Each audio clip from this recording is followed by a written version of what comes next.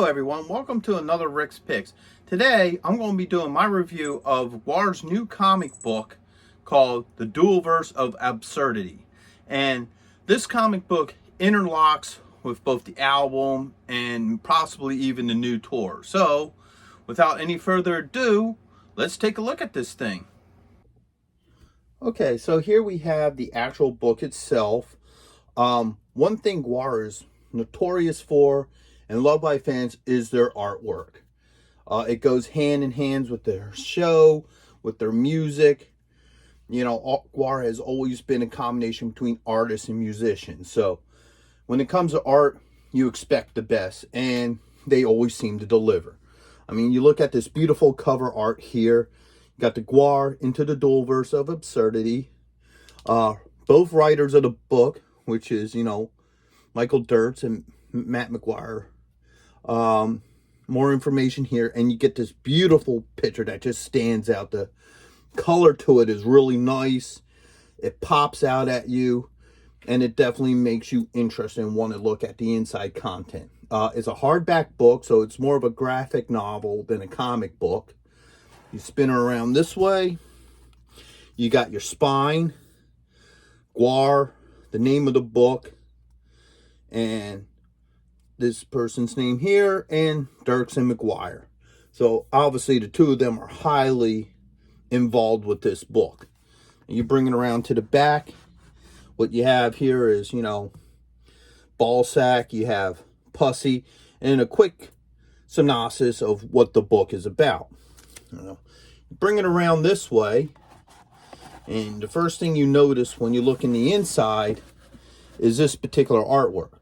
Now, any of us who got the CDs, cassettes, or records recognizes this, because this is the inside art. Like, I have the CD, so this is the art that would be behind the CD itself, except for on the CD, you will notice that's yellow, not white. Now, one thing I'm going to tell people that I noticed by reading this book, getting the CD and everything, is it's all interconnected. The new CD, this graphic novel, and more than likely the tour that's coming out this year are all interlinked. All right. There's a lot of references to the CD and the music. For example, we open her up. Let me get a hold of one of the chapters. Each chapter is named after a song on the album. So this is Rise Again. Let me find another chapter. I'm just randomly picking out chapters. I'm not going to do a whole lot of spoilers. Yeah. The Beast Will Eat Itself is another title of a song. And each chapter is named after, a track on the new album, which I think is really cool. Now, here you go. You got your credit page here. Everybody did the art, story by Matt Maguire, Michael Derks, written by, edited, and so forth and all. So that's really cool that the two of them got together and written this, and it is very well written. I mean, it bring that around like that for right now while I'm talking. It goes back to old school GWAR. There's a lot of resemblance to old school GWAR. A lot of callbacks to certain things from other things. Like, you see, pull this up here. They do the Flux News and all that. Now, if anybody who doesn't know, Flux News was something that they were really doing during the pandemic when they were doing their live from Antarctica videos, which were really cool. So there's a tribute to that. The premise of the story is that Gusher Jizmag and Pussilus Maximus are watching TV on the magic mirror. They get into fighting over the remote. They break the magic mirror. And for the most part, they break, into alternate dimensions. Pusty and Blothar get sucked into an alternate dimension. And craziness ensues. Now, one of the other cool things about this is the humor to this book. It's a well mix between goofy stupidity and intelligent humor. Like, you have to have a little bit of both. I mean, you get the standard GWAR perversion style humor, like, they're sitting here watching cockfights, ha ha ha, But then, in other parts, you get this intelligent humor. Where is it? I always like to refer to this page, to where right here, they're talking about the war between the Berenstain Bears and the Bernstein Bears. Now, anybody who's familiar with the Manchurian effect gets this joke, gets what it's all about. And they got political humor as well, as they refer to the White House as, in this dimension, the house matter, all houses matter, which is obviously, joke on the current political state of things today. So, the humor is all over the place, but it works.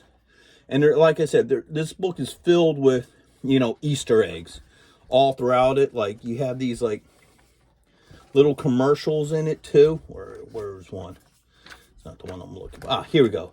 Like, little things like this, which kind of reminds me of the days of Skullhead Face, when they did that video and they had their own little commercials and stuff in it. And overall, yeah, I really enjoyed this graphic novel, not just as a GWAR fan, but as reading material for somebody who isn't a GWAR fan. I would recommend this. It's unique, it's fun, and it's really an enjoyable book. I would highly recommend this to anybody that's, just looking for something a little bit different, a little bit weirder and stranger, and, really cool. So those are my main thoughts on the book. I mean, I could go on for hours about different things. And also another thing too that I noticed about in this is that the book itself explains a couple things about some of the songs. Like, there's a part in here that, refers to, getting cheese pizza for all my fucked up friends. Well, it explains exactly what cheese pizza is. I'm not going to tell you. You're going to have to read it and find out. But yeah, overall, I love it. The writing's good. Let's look a little bit more at some of this artwork. I mean, some really nice artwork in it. Very enjoyable. Wow, that's just totally wicked looking pig. Now, the one thing that did strike me just a little odd was up here in the beginning of the introduction of the band members, because you have Pussy and you have Gusher Jizmac here, and they're the ones who open it up. But you come here, everybody else gets an official, name drop. Ballsack gets his official, Blothar gets his, Beefcake. Hell, even the slaves to him a point, but they did not. I don't know if that was something that was just done to move the plot along, or the assumption that who they are. But that's the only thing that I kind of thought, was a little weird, that maybe right here they could have gave them both an introduction like all the other members. But other than that, I think that's the only thing I thought that was a little off by this. So anywho, I hope you guys liked this review. If you did, hit a like, share, subscribe, hit that notification bell, and I'll see you guys in the next one. Late.